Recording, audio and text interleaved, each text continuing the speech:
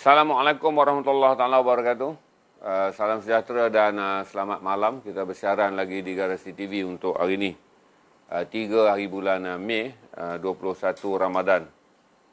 3 bulan Mei 2021 dan 21 hari bulan Ramadan 1442 Hijriah. Saya ucap terima kasih pada semua yang membantu sold out 200 helai jin nos yang kami jual. Bermula live petang semalam, lebih kurang dalam 70 helai, malam tadi 80 helai dan petang tadi adalah 80 helai. Itu sold out 240 helai.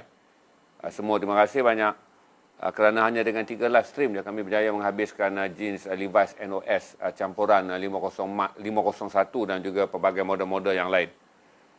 Bagi mereka yang dah lock semalam tu dah post, malam tadi pun dah post, yang mana lock petang tadi, esok siang akan dipost pada anda. Kami sedang mengejar sistem post supaya anda mendapat semua produk sebelum hari raya.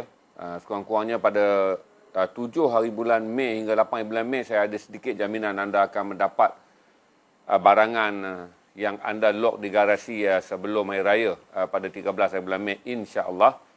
Bagi tarikh-tarikh selepas itu 9, 10, 11 dan 12, kita akan buat deal dengan anda untuk memaklumkan kemungkinan hanya pada hari raya ketiga saja perkhidmatan pos dibuka. Dalam kes garasi kami menggunakan perkhidmatan JNT. Saya juga mengucapkan terima kasih kepada semua yang membantu dan minggu ni insya-Allah. Hari ini hari Senin yang pertama kami tidak bercuti dalam sepanjang garasi bersiaran selama 11 bulan. Ini adalah bulan yang ke-11 garasi live stream konsisten pagi dan petang. Inilah Isnin pertama yang kami bekerja. Selalunya hari Isnin adalah hari cuti, tapi Ramadan dan memikirkan bahawa 9 hari bulan adalah hari yang terakhir. Kemungkinan kami boleh memberikan perkhidmatan pos kepada barangan anda, terutama yang berada di Semenanjung untuk menerima barang. Manakala di Sabah dan Sarawak kemungkinan hanya sebelum 7 Mei. Barang dapat dipos dan anda dapat menerimanya sebelum raya. Jadi pada tarikh-tarikh yang kemudian kita akan deal balik setelah kami mendapat laporan detail daripada servis yang kami gunakan JNT. Tuan-tuan dan perempuan, siang tadi panjang lebar kita Q&A, saya pun terkejut. Siang tadi dapat 1.2 ribu orang menonton. Terima kasih banyak kerana anda memberi perhatian sejak COVID-19 ni. Tuan-tuan, sebenarnya report mengenai COVID-19 bagi bulan November bawa ke bulan Mac, angkanya agak menurun setiap kali saya stream mengenai COVID-19. Barangkali kerana waktu itu orang dah letih untuk mendengarnya. Tapi kembali dia mendapat perhatian pada April berikutan. Satu adalah respon kerana orang ingin melihat suntikan vaksin COVID-19. Yang kedua adalah kerana ramai orang ingin tahu keadaan terkini di Malaysia berikutan gelombang wabak kembali meningkat. Rakan-rakan wartawan menanti sejak semalam dan hari ini untuk sidang akhbar bagi mendengar lanjutan mengenai PKP Hari Raya yang kita boleh sebut saja sebagai PKP 3.0. Petang tadi saya berbual dengan beberapa rakan wartawan melalui WhatsApp. Semua telah mengesahkan mereka menerima jemputan untuk sidang akhbar bagi pengumuman PKP Raya yang akan diadakan pada esok petang pukul 4 petang. Itu pada besok, itu 4 Mei jam 4 petang. Mengikut sumber yang mempunyai hubungan rapat dengan Majlis Keselamatan Negara, semalam tak boleh buat pengumuman kerana hari ini tak boleh buat pengumuman kerana beberapa garis panduan masih lagi boleh dibuat. Berarti ini adalah PKP terrangkum. Yang saya sebut PKP terrangkum adalah semua keadaan daerah, negeri, daerah dan lokaliti dipantau untuk mendapatkan PKP yang akan diumumkan dapat dibuat secara detail, iaitu berdasarkan negeri yang dilanda kes yang tinggi, berdasarkan daerah yang dilanda kes yang tinggi dan berdasarkan mukim yang dilanda kes yang tinggi. Saya percaya bahawa PKP besok adalah PKP dengan berita yang tidak menggembirakan, walaupun ramai yang memberitahu bahawa kerajaan tidak akan membuat lockdown ekonomi. Berarti ekonomi akan berjalan seperti biasa, tiada lockdown ekonomi. Jadi berarti kita boleh menganggap kita akan kembali kepada PKP Januari, di mana PKP yang diperketatkan dipanggil PKP 2.0 Januari, di mana pergerakan 10 km terhad akan dikenakan. 2 orang dalam kenderaan daripada keluarga yang sama akan dikenakan.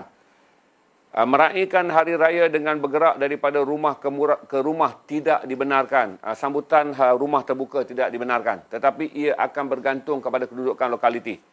Macam mana saya beritahu pada saudara, berdasarkan varian Afrika yang telah menular secara meluas sejak 24 bulan April hingga 1 Mei dengan 30 kes varian, dengan 27 adalah varian Afrika dan 3 adalah varian United Kingdom. Saya fikir kata lampu merah kini dinyalakan. Perak berada dalam keadaan yang pastinya akan menyamai Kuala Lumpur dan Selangor dan PKP besok, kerana Perak juga dapat dikesan ada 10 varian Afrika.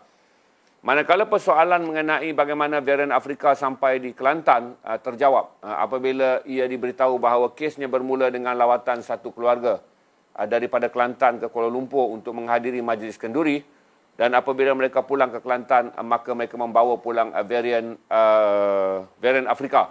Ini memberi gambaran bahawa sumber masih lagi Lembah Kelang menjadi sumber bagi penularan semua wabak-wabak utama. Kerana varian daripada luar akan dibawa masuk melalui lapangan terbang antarabangsa.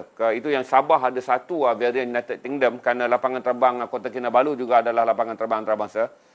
Manakala Kuala Lumpur KLIA juga menjadi salah satu pintu masuk utama. Tetapi apabila varian ini mula bergerak di Lembah Kelang dan berlaku pergerakan rentas sempadan, dia tidak lagi sahaja menjadi orang daripada Lembah Kelang keluar dan kemudian menyebarkan penyakit. Dia juga berlaku apabila orang daripada luar Lembah Kelang datang ke Lembah Kelang dan pulang ke negeri dan daerah ataupun kampung dan mukim. Mereka kemudiannya membawa wabak perumah yang dianggap antara yang berbahaya di dunia. Untuk pengetahuan saudara, DG64 yang pernah melanda Sabah adalah kuman yang lebih super spreader yang lebih lemah berbanding super spreader Afrika dan super spreader United Kingdom. Tapi alhamdulillah tuan-tuan, kerana walaupun detectnya telah dibuat lama, iaitu pada bulan Februari. Tetapi seminggu yang terakhir ini, dalam tempoh 24 hingga 1 Mei, apabila Pusat Penyelidikan Wabak Berjangkit membuat ujian ke atas sampel-sampel positif, jujukan Venom atau pengawasan Venom ini berjaya mengesan 30 kes. Dia memberi gambaran awal kepada Malaysia bahawa sesuatu perlu dilakukan kerana super spreader telah pun sampai di Kelantan, super spreader ada di Perak dan super spreader ada di Lembah Kelang. Hati-hati kerana saya juga beritahu pada saudara bahawa jujukan Venom yang ditemui oleh Pusat Kajian Wabak Berjangkit Malaysia di bawah Kementerian Kesihatan Malaysia juga menemui bahawa varian Afrika Selatan yang bermutasi dengan virus COVID-19 Malaysia berjaya menghasil satu lagi mutasi baru yang dipanggil sebagai varian 1524 yang kemudiannya di peringkat antarabangsa akan dikoding sebagai varian Malaysia. Berarti walaupun terdapat hanya satu kes, saya percaya bahawa dia lebih kes kerana 30,000 lebih orang yang sekarang berada di dalam rawatan jangkitan wabak COVID-19, tidak semua mereka yang disahkan positif, sampel mereka dibawa kepada Pusat Kajian Wabak Penyakit Berjangkit. Jadi sekiranya lebih banyak kajian makmal, gini tuan-tuan, untuk tuan-tuan faham. Bila buat swab, kita akan hantar kepada 63 makmal. Tetapi 63 makmal hanya boleh membuat positif dan negatif saja. Ini adalah makmal yang ada. 63 makmal milik kerajaan, milik universiti, milik angkatan tentera dan milik private. Bila dibawa ke makmal ni tuan-tuan, setiap swab yang tuan-tuan buat itu hanya boleh mengesahkan positif dan negatif. Itu saja. Tetapi sampel ni harus dibawa ke makmal yang lain yang kita mempunyai kemudahan yang lebih kecil jumlahnya, untuk diuji pula sama ada sampel ini mewakili varian jenis apa. Jadi berarti tidak semua yang disahkan positif dapat dihantar ke makmal untuk testing varian. Dia hanya boleh testing virus positif dan negatif.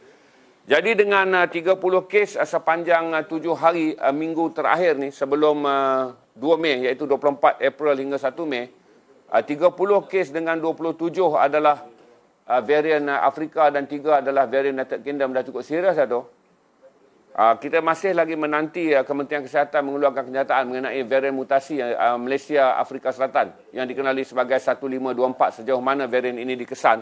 Kerana inilah pertama varian yang dianggap sebagai made in Malaysia.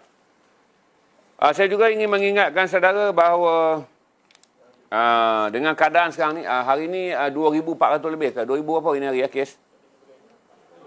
2488 ni? 2,500 kes ni hari. Hari ni hari kita ada 2,500. Saya baru baca pun dah tak boleh ingat tuan-tuan sebab hari-hari kesnya tinggi. 2,500 kes. Tak ada saya ada. Oh, ni dah ada slide kita. Hari ini kita ada 2,500 kes. 2,500 tepat kes, tuan-tuan. Angka pulih juga tinggi, iaitu 2,068. Tetapi ini antara hari yang mencatatkan angka kematian yang tinggi. Kalau semalam 12, hari ini adalah 18. Dengan 30,753 orang berada di hospital sebagai yang dirawat. Dan total keseluruhan kita telah mencapai 417,512 kes. Untuk pengetahuan saudara, kini terdapat 352 pesakit yang dirawat di ICU, iaitu dengan 186 memerlukan bantuan pernafasan. Semalam 175, hari ini tambah 13 lagi mereka yang memerlukan bantuan pernafasan. Hospital kian sukar untuk menampung jumlah. Di Kelantan telah diputuskan satu hospital medan akan dibuka, berarti hospital lapangan. Kerana hospital yang ada di Kelantan tak lagi mampu menampung, maka kawasan Padang Perdana kawasan Padang Perdana akan dijadikan kawasan hospital terbuka di Kelantan dengan menggunakan khidmat Angkatan Tentera Diraja Malaysia. Berarti Kelantan akan menjadi negeri pertama dalam gelombang ketiga ini akan memiliki hospital medan. Bukan pusat isolasi, tuan-tuan. Kalau dulu di Lembah Kelang pusat isolasi, kita buka di Maib, kita buka di macam-macam tempat tu, di Bukit Jalil untuk meletakkan mereka yang disahkan positif tetapi mempunyai gejala iaitu positif tidak bergejala. Manakala sekumpulan yang lagi adalah positif tetapi bergejala ringan, kita asingkan. Tapi di Kelantan dalam kes sekarang hospitalnya telah penuh dan Kelantan memilih untuk bekerjasama dengan Angkatan Tentera. Semalam pagi tadi mesyuaratnya dibuat dan Kerajaan Negeri Kelantan telah merayu kepada Angkatan Tentera Malaysia untuk membina hospital lapangan di Padang Istana, di Padang Perdana. 108 Kelantan mungkin tahu di mana Padang Perdana akan mula dibangunkan kemah dan kemudian akan diubah suai dan dinaik taraf untuk menjadi hospital medan. Bererti sudah ada petunjuk bahawa Kelantan akan melalui hari-hari yang sukar kerana semalam Ketua Pengarah Kesihatan Kelantan mengatakan Kelantan akan kekal selama 4 minggu lagi dengan angka ratusan, berarti 3 angka. Yang pada jajaran yang ada sekarang adalah jajaran 300 hingga 400. Berarti ini adalah angka yang akan terus dilalui oleh Kelantan selama 4 minggu lagi. Berarti Kelantan akan melalui, mengikut data sains berdasarkan Arnold jangkitan, Kelantan akan menjadi negeri yang pertama disahkan akan melalui musim sambutan Aidilfitri dengan Kementerian Kesihatan Negeri, Pejabat Kesihatan Negeri telah mengeluarkan satu kenyataan bahawa angka jangkitan dijangka kekal tinggi. Berarti Kelantan telah menyalakan lampu merah mengatakan bahawa tidak ada kemungkinan angka menurun dan tidak mungkin. Ini tak mungkin, tuan-tuan, kita akan ada perayaan terbuka di Kelantan. Berarti kalau PKP 3.0 dilaksanakan, Kelantan akan mendapat MCO yang lebih ketat. Berdasarkan data dan fakta telah pun diisytiharkan kepada orang awam betapa kritikalnya keadaan di Kelantan. Kerana sekiranya Kelantan menerima 300 lah kalau saya anggap dalam tempoh. Berarti Kelantan akan menerima 12,000 kes baru dalam tempoh sebulan. Kalau kita ambil anggaran, sebab anjuran angka di Kelantan adalah 300 ke 400. Oleh kerana Pengarah Kesihatan Kelantan telah mengeluarkan kenyataan bahawa Kelantan akan berada pada angka jangkitan 300 dan 400. Dia sebut ratusan je, tapi saya baca pada angka normalnya. Berarti Kelantan akan menerima 10 hingga 12,000 kes dalam tempoh sebulan. Berarti itu yang menjadi petunjuk kepada mesyuarat bersama Menteri Besar dan Esko tadi untuk mengumumkan bahawa Kelantan akan menjadi negeri yang pertama yang membuka hospital medan di Padang Perdana. Betul Padang Perdana tu? Saya adalah juga pergi Kota Baru, tuan-tuan. Tapi dekat dengan stadium, menjadikan Kelantanlah negeri pertama yang menyalakan lampu merah yang paling merah dalam sejarah 16 bulan Malaysia dilanda COVID-19. Kerana sebelum ini kita hanya mengadakan pusat isolasi di luar hospital. Tapi kali ini Kelantan akan memiliki hospital medan dengan kerjasama Angkatan Tentera Malaysia. Berdasarkan pengalaman Angkatan Tentera Malaysia membuka hospital medan di Sabah, saya fikir tak ada banyak masalah untuk Kelantan mendapat hospital medan. Tetapi masalah yang lebih besar, apakah rakyat Kelantan akan menerima dengan reaksi positif? Sekiranya pukul 4 petang besok, Kelantan disenaraikan sebagai PKP penuh ataupun dipanggil MCO 3.0 dengan perintah larangan bergerak. Kecuali pergerakan 10 km yang perlu oleh 2 anggota keluarga bagi satu kenderaan. Manakala pergerakan daripada rumah ke rumah untuk meraihkan Aidilfitri tidak dibenarkan. Sembahyang raya mungkin dibenarkan tapi hanya dengan menggunakan minimum. Mungkin kurang daripada 20 orang bagi satu masjid. Ini respon yang dikaji tetapi besok petang. Kalau kata kawan-kawan media yang menerima maklumat terus daripada MKN, keputusan patut diumumkan semalam. Tapi penambahbaikan dibuat lagi. Patutnya hari ini sidang akhbarnya tapi dipindah besok, iaitu bagi detik-detik yang terakhir.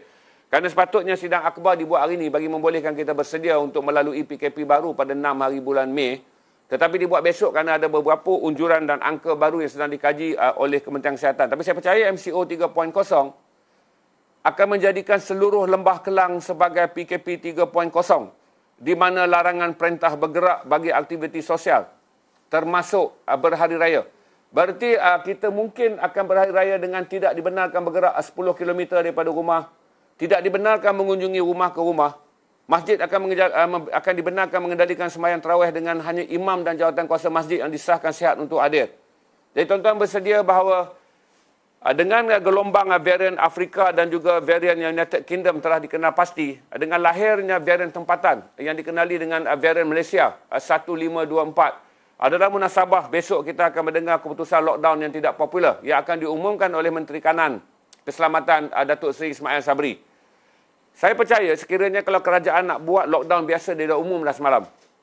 Kalau dia nak buat lockdown biasa, dia dah umum semalam atau hari ini, bagi membolehkan kita mempunyai persediaan 48 jam ke 72 jam untuk menyesuaikan diri dengan lockdown baru. Tetapi oleh kerana lockdown ini adalah lockdown drastik, dia tunggu sampai saat terakhir supaya pukul 12 malam saja lockdown boleh dikuat kuasa dan tiada orang akan boleh membuat tindakan panik. Sama ada merentas daerah, merentas kawasan. Oleh kerana sekarang rentasan masih boleh dibuat, maka dia tak bagi awal. Kalau dia bagi awal dalam tempoh 48 jam, orang-orang yang akan negerinya akan dikenakan PKP penuh, lockdown penuh ni akan boleh membuat tindakan dalam 48 jam yang akan merosakkan peluang kerajaan mengendalikan proses mengawal rantaian pemutusan rangkaian. Jadi besok saya jangka adalah PKP yang ketat dan PKP yang mungkin dicela ramai orang sebagai PKP zalim. Tetapi saya fikir kata kita tak mungkin membenarkan aktiviti hari raya berjalan seperti sekarang, tuan-tuan, di mana walaupun tak boleh rentas negeri, tetapi rentas daerah dan rentas kawasan sudah cukup memadai untuk menjadikan Lembah Kelang, Pulau Pinang, Johor, Kelantan dan Sarawak berada dalam keadaan yang lebih teruk. Kerana Sarawak juga mempunyai unjuran kes yang sangat teruk sekarang. Kelantan juga mempunyai unjuran kes yang sangat teruk, walaupun kedua-dua negeri ini dapatlah kita kaitkan sebagai bukan negeri industri. Tetapi oleh kerana jangkitan komuniti telah berlaku pada paras luar biasa, berarti kedua-dua negeri akan mencipta satu pattern baru dalam demografi jangkitan di Malaysia bagi penyakit COVID-19, iaitu jangkitan komuniti yang serius dengan menggunakan kuman super spreader. Itu saja saya brief anda untuk besok, sementara kita menunggu siaran langsung pukul 4 petang besok, di mana semua ketua-ketua editor telah menerima fax ataupun email ataupun surat undangan untuk hadir dalam sesi yang akan diumumkan sendiri oleh Datuk Seri Ismail Sabri. Itu yang saya beri. Terima kasih pada 1.4 ribu orang yang hadir pada sesi malam ni. Dan saya akan naikkan kepada anda, kalau domestik dah habis, saya akan pergi kepada update India. Tuan-tuan, saya akan banyak tayangan kepada India untuk saudara lihat apa itu super spreader. Kerana kita dah tahu gelombang pertama, kita dah lalui apa dipanggil sebagai COVID-19 gelombang kedua, gelombang ketiga. Tetapi super spreader yang melanda India adalah satu-satunya pengalaman di dunia, di mana pengalaman ini tidak dilalui oleh Itali, negara yang paling parah pada peringkat awalnya. Pengalaman yang dilalui oleh China, negara tempat bermula virus ini pada bulan Januari. Apa yang dialami oleh India adalah satu-satu pattern di mana dipanggil double mutant, di mana dahlah dia mutant, dia double. Berarti ada antara 4 jenis virus dalam satu virus yang mencipta varian India sekarang. Kita lihat visual yang disediakan oleh Mahfuz. In Delhi now, you're never far from heartbreak. Almost everyone in this city has been visited by grief. At the Seema Puri crematorium, the loss weighs heavily in the smoldering air. And the dead are piling up. There are bodies literally everywhere you turn here. I've honestly never seen anything quite like it. And the organizers say that pre-COVID, they might cremate 7 or 8 people a day. Today alone, they've already cremated 55 bodies, and it's not even lunchtime. Just months ago, India's leadership boasted that the country had effectively defeated COVID. Now it has set global records for new cases as a terrifying second wave ravages the country. Jitender Singh Shunti says he and his men don't even stop to take breaks. And still, they can barely cope with the flow. A volunteer approaches. They've run out of tables for the bodies, he says, then adds that his mother died from COVID the night before. You must be tired. Very. But this time is not for the rest. Do you believe the government figures, the death tolls, the COVID figures that they're giving, or do you think the real figures are much higher? जो फिगर आप टेलीविजन पे देखते हैं The numbers that you're seeing on television are the numbers of people who are dying in hospitals, he says. They're not factoring in the people who died at home in isolation. If those numbers are added, the actual number will go up by 3 times. To keep up with those mounting numbers, the crematorium has been forced to expand, creating an overflow area in a neighboring car park. Shyam Sharma is saying goodbye to his 45-year-old younger brother. Last night, I was thinking that his health is improving, but suddenly the phone of doctor came on my mobile phone that your brother has expired. Do you think his death could have been prevented? Yes, I think we can save him with a better health hospital. India's healthcare system is at a breaking point. Unable to cope with the scale of the crisis, its people left to fend for themselves. This crowd has been waiting for 6 hours for the chance to get some oxygen. They can't rely on the state. Who do you need oxygen for? My mother, Your mother? How old is she? 47. And is her oxygen very low? She's in very critical condition. 58%. 58%, right. And we are trying since morning. We are not getting the oxygen anywhere. How many places have you been to? 19. 19. Since morning, since 6 a.m. Have you tried taking her to the hospital? There are no beds. There are no beds. Before 4 days, we have tried so much, but we didn't get any beds. Priya Shrivastava was lucky enough to find her mother a place in a hospital, only to find out there was no oxygen. Around 10 deaths I have seen in front of my eyes. What should I do? And I'm so scared what's gonna happen with my mom. Are you angry?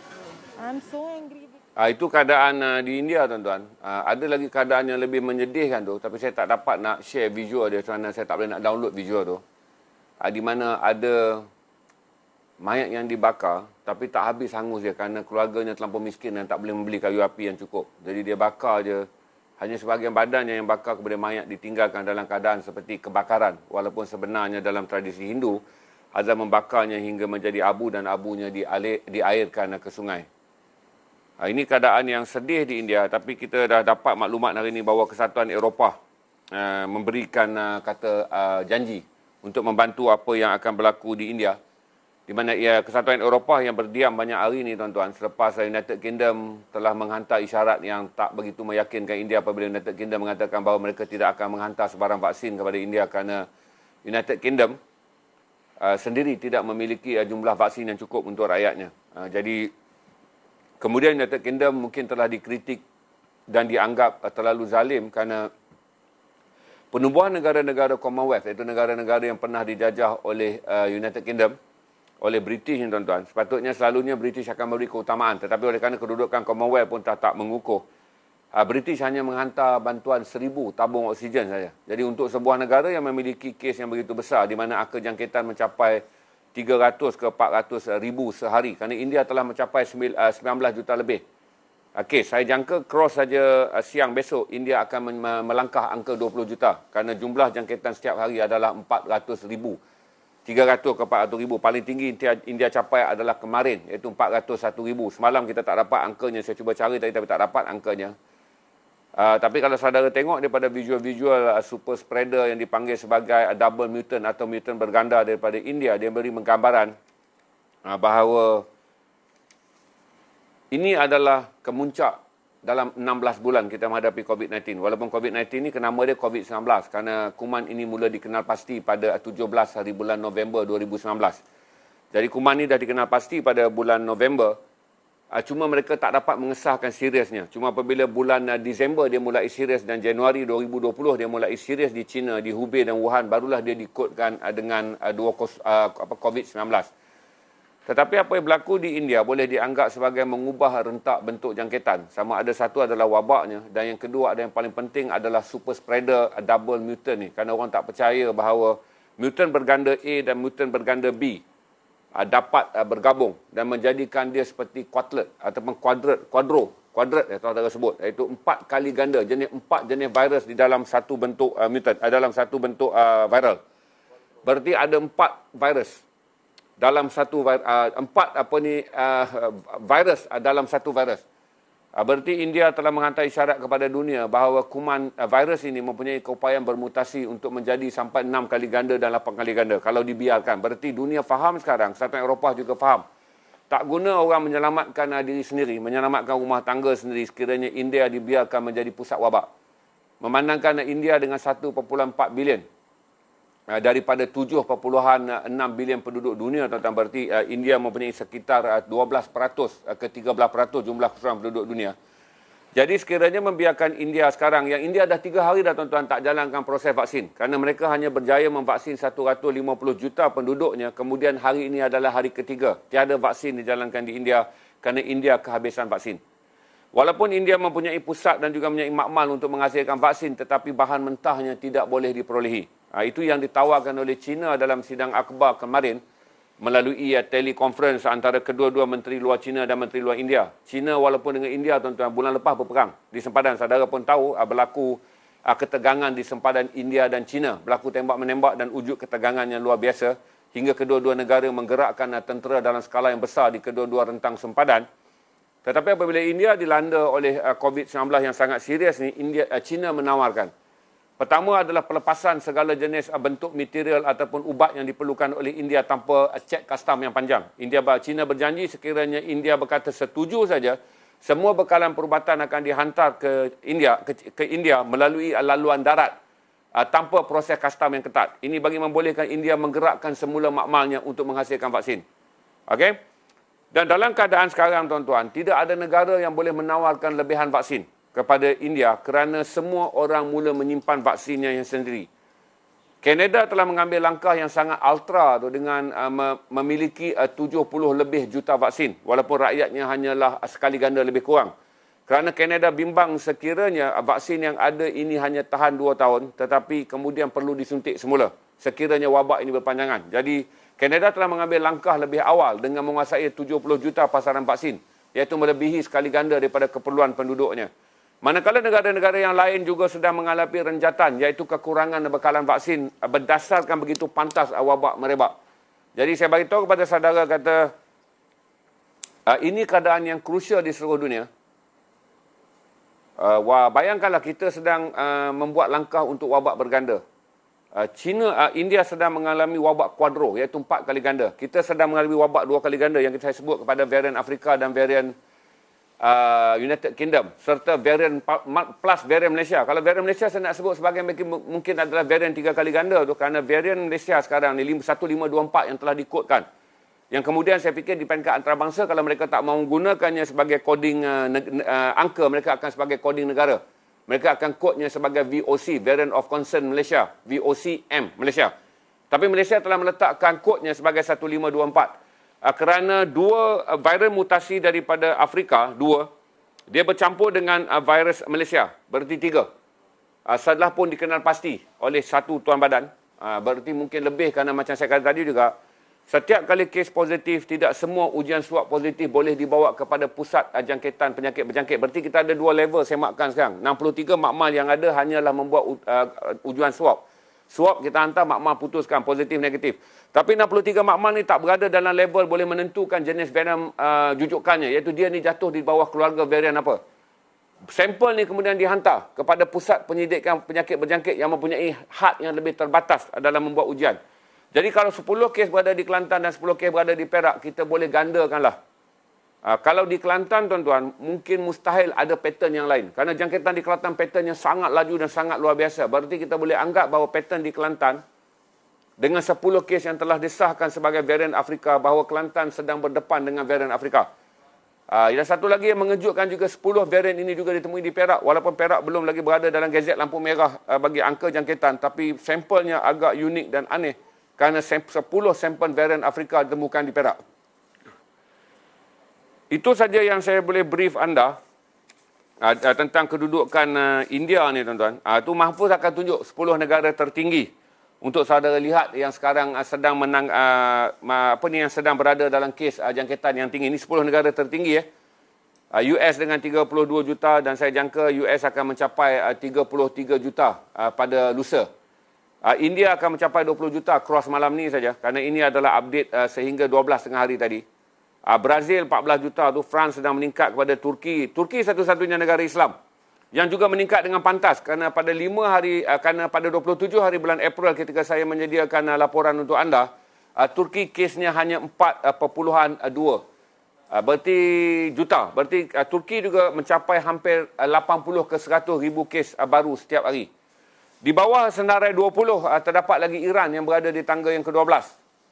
Dan kemudian Indonesia yang berada di tangga yang ke-19. Itu yang saya boleh bagi tahu bahawa 3 negara Islam ni kemungkinan menyumbang sekitar 9 juta kes, manakala 115 juta kes sah disumbangkan oleh negara-negara bukan Islam.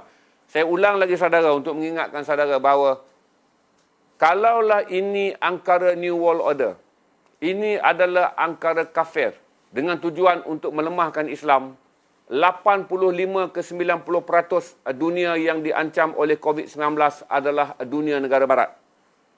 Kalaulah lagi sekali saya balik kepada anda bahawa Israel kini mencapai hampir 900 ribu kes bagi 9 juta rakyatnya. Berarti Israel sendiri 10% kes. Israel juga berada dalam keadaan yang panik, tuan-tuan, kerana mereka juga mengalami karma yang luar biasa ketika COVID-19 melanda dan mencetakkan Israel sebagai 30 negara utama, yang di mana saya berada di tangga ke-29. Dengan unjuran kes yang sangat besar, itu hampir 10%. Amerika kalau capai 36 juta akan jadi 10% kerana penduduknya adalah 360 juta. Tapi Israel telah hampir mencapai 10% kerana penduduknya hanyalah 9 juta tetapi angka jangkitannya telah mencapai 880 ribu. Berarti Israel sendiri sekarang, saudara, akan menjadi negara, Israel sendiri berada dalam senarai negara paling tinggi kalau kita ukur nisbah angka jangkitan dan juga populasi ataupun jumlah total penduduknya. Itu yang saya share dengan anda 10 negara tu. Malaysia kekal di tangga yang ke-44. Okey, daripada senarai 209 negara yang telah mengesahkan di negara mereka ada jangkitan. Saya tak fikir ada negara yang bebas, tuan-tuan. Fiji yang bebas selama 16 bulan, pada 25 April ada 2 kes. Fiji yang selama 16 bulan dipanggil the most green country in the world, kena. Dan saya bagi tahu juga pada anda tentang keadaan di Thailand. Thailand juga sedang mengalami varian Afrika tu, bahawa Thailand juga mencapai angka jangkitan yang menular dengan pantas. Thailand kesnya sangat unik, tuan-tuan. Kerana Thailand dalam tempoh sepanjang April saja dia mencapai 30 ribu kes. Dalam bulan April saja. Sedangkan sebelum itu daripada bulan Januari 2020 hingga bulan Mac 2021, 15 bulan, Thailand hanya mencatatkan 36 ribu kes. Tetapi dalam tempoh 30 hari kemudiannya, Thailand mencatatkan hampir sekali ganda kes. Butang panik telah dinyalakan di Thailand. Sebab itu saya kuat buat bandingan dengan saudara, supaya saudara tidak terpekik-pekik dan terkongkong dengan angka di Malaysia. Kerana Thailand juga sedang mengalami ledakan wabak yang sangat luar biasa dan Thailand juga sedang mengalami krisis. Tetapi untung Thailand ni, tuan-tuan, adalah kerana mereka adalah negara yang dijadikan kilang bagi pengeluaran vaksin Sinopharm. Made in China. Berarti China menggunakan Thailand sebagai kilangnya. Berarti sebab itulah Thailand bila saja angkanya meningkat pada bulan April, Thailand terus boleh mengumumkan dia boleh membuat 10 juta suntikan serentak untuk rakyatnya. Bagi mereka yang bertanya mengenai vaksin Johnson & Johnson yang hanya 1 suntikan, saya jelaskan bahawa kerajaan Malaysia telah pun melengkapi kontrak untuk mendapatkan vaksin ni. Berarti kita dah ada 28 juta kontrak dengan 3 pembekal utama. Iaitu kita ada pembekal Pfizer, kita ada AstraZeneca dan kita ada Sinopharm. Sinopharm ni senang dia sama. Kalau datang di bawah package COVAX iaitu tabung kewangan yang dibangunkan oleh WHO, negara-negara menyumbang duit. Jadi kalau package tu datang, dinama dia Sinovac, adalah jenama Sinopharm yang diedarkan oleh Sinovac di bawah dipanggil sebagai projek kerjasama antarabangsa. Kalaulah namanya Sinopharm, berarti kita beli direct daripada China tanpa melalui COVAX, iaitu Pertubuhan Kesihatan Sedunia. Jadi Sinopharm dan Sinovac adalah vaksin yang sama, tapi datang daripada package yang berbeza.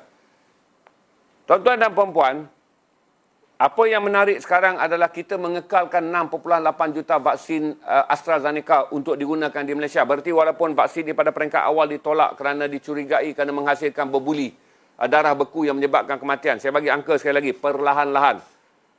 Sehingga semalam, London, United Kingdom telah menyuntik 22 juta suntikan dengan menggunakan vaksin AstraZeneca, 22 juta. Kes yang timbul berbuli darah hanyalah 209. Kes kematian 41. Berarti dia mencapai 99.997% sukses. Hanya 0.003 kes membawa kepada ada berbuli, iaitu 209. Di bawah 209 tu tuan-tuan hanya ada 41 kes yang membawa kematian. Apabila dilancarkan ke semalam untuk pendaftaran vaksin, berarti pendaftaran vaksinnya sold out. Di Malaysia, rakyat Malaysia memilih juga untuk mendapatkan AstraZeneca. Berarti bagi mereka yang mahukan kepastian, Malaysia kekal dengan 6.8 juta orang akan menggunakan vaksin AstraZeneca, tetapi kemudiannya menjadi pilihan sukarela. Berarti mana mereka yang mendaftar yang terlepas semalam, jangan risau tuan-tuan, kerana vaksin ini akan tiba pada bulan Mei ini 1.1 juta lagi dos tambahan. Iaitu yang datang 268 yang dijadikan dos option tu. Lepas ni akan ada lagi dos option yang akan ditawarkan di seluruh negara, kata YB Khairi Jamaluddin. Cuma 268,000 semalam ditawarkan kepada Lembah Kelang saja sold out. Berarti terus saja mendaftar. Kalau anda rasa anda ingin berada dalam list biasa, anda akan mendapat jadual suntikan yang sama. Kerana kata YB Khairi, kita telah menerima 1.9 juta vaksin. 1.5 juta telah pun disuntik. Berarti Malaysia telah menyuntik 75% vaksin. Tak berlaku kelewatan dan keperlahanan suntikan. Okey? Kerana baki 25% pula telah pun dijadualkan untuk disuntik. Dan kemudian datang pula 1.1 juta vaksin AstraZeneca. Dia akan disuntik dengan pantas kerana pendaftaran yang telah dibuat. Berarti semalam kalau ada orang yang mendaftar, automatik mereka akan dikira sebagai pendaftaran option untuk mendapatkan AstraZeneca. Begini tuan-tuan, kalau kira daripada semalam dan kerajaan berani mengambil keputusan popular, dengan jangan tak banyak bagi muka kepada orang tu, dia pandai begini, dia hok-hek begitu, dia hok-hek begini. Berarti jenis suntikan akan mendapat lebih fair and square, lebih adil kerana jadualnya lebih ada. Lebih telah dirancang. Tapi oleh kerana banyak hok-hek menyebabkan 6.8 juta AstraZeneca terpaksa diletakkan di luar package, di mana dia dijadikan package option. Dia mencetuskan juga rasa panik kerana demand option ni. Sarawak menolaknya bulat-bulat. Berarti vaksin AstraZeneca tak akan masuk di Sarawak. Berarti Sarawak akan mendapat vaksin Sinopharm. Walaupun saya jelaskan kepada saudara, dalam video yang kita tunjukkan semalam, semua vaksin telah dirumuskan oleh seorang pakar vaksin daripada Kanada. Videonya saya mainkan semalam, saya tak main dah hari ini, terlalu banyak video nanti. Mengatakan bahawa setiap vaksin mempunyai tahap kepulihan yang sama. Sebagai contohnya, dalam kes AstraZeneca. AstraZeneca apabila kena kepada mereka yang biasa, tahap kepulihannya hanya 76%. Tahap kepulihannya. Kalau kena orang biasa. Tapi tahapnya meningkat menjadi 100% bagi tubuh yang telah pun dihinggapi vaksin. Dia tunjuk itu jadual dia. Dulu jadual lama dia, 52% untuk golongan yang berusia 60 tahun ke atas, 92% bagi golongan yang berusia 60 ke bawah. Dulu, awal-awal waktu ujian klinikal, yang meletakkan dia sebagai vaksin yang kedua terbaik di dunia selepas Pfizer. Tapi apabila vaksin ini disuntik dan laporan yang datang daripada keseluruhan penggunaannya di seluruh dunia, dia menjadi vaksin yang lebih baik terutama kepada mereka yang berdepan dengan jangkitan, di mana tindak balas vaksin ini telah membantu. Okey? Berarti saudara yang bertanya kepada saya bahawa YB Menteri Komunikasi KKM ni, YB Saifuddin Abdullah positif. Berarti vaksinnya akan lawan. Dia akan dapat positif tapi vaksinnya akan lawan. Okey? Bagi mereka yang telah divaksinkan dan mereka kemudiannya dikenal pasti sebagai positif, vaksin akan lawan. Antibodinya akan lawan kerana vaksin dah ada. Jadi proses itu tetap berlaku. Tapi lebihnya apabila saudara telah disuntik, keadaan virus yang ada dalam tubuh saudara tak dapat membiak dan tidak akan menjangkiti orang lain. Tolong faham, Cik Nok sayang. Segala Cik Nok ni. Berarti kalaulah kena positif, antibodi yang dihasilkan sistem imun yang dihasilkan oleh vaksin akan lawan. Swab putih. Tetap positif. Tetapi bagusnya vaksin ni, dia tidak boleh menjadikan kuman itu perumah dan menghasilkan lebihan genetik yang kemudian menjangkiti orang lain. Jadi kena faham tuan-tuan, detail dia. Kita suntik, kita ada potensi positif. Bila kita potensi positif, sistem tubuh kita akan melawan.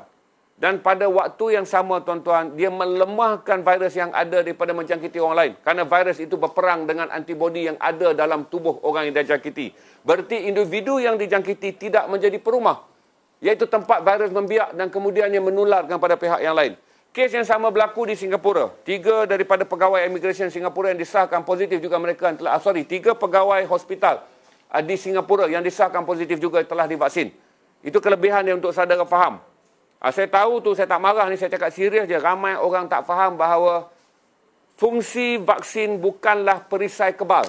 Tapi fungsi vaksin adalah antibodi dalam tubuh telah pun bersedia apabila virus menyerang. Jadi berarti apa yang kena kepada mana-mana orang yang disuntik, kemudian dijangkiti, dia menerima gejala yang ringan. Satu lagi saya nak ingatkan pada saudara. Ada seorang yang Mamat. Ada pula macam ni. Bila saya naikkan status dengan mengatakan bahawa kalaulah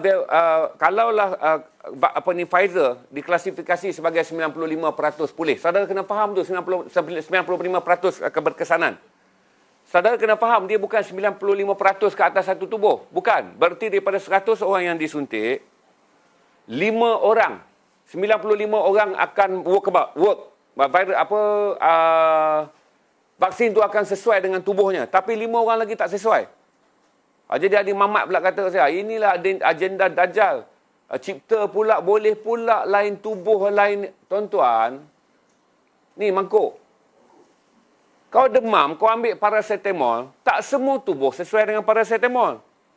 Ni mangkuk, aku ni kalau kena demam, paracetamol tak work. Sebab saya melemari kelemahan vitamin C yang sangat teruk. Berarti paracetamol tidak membantu saya. Berarti kalau saya demam, saya kena pergi ke doktor untuk ambil suntikan. Kalau demam saya meningkat tinggi. Kerana paracetamol tak boleh menjadi painkiller untuk merawat saya. Jadi tak sama.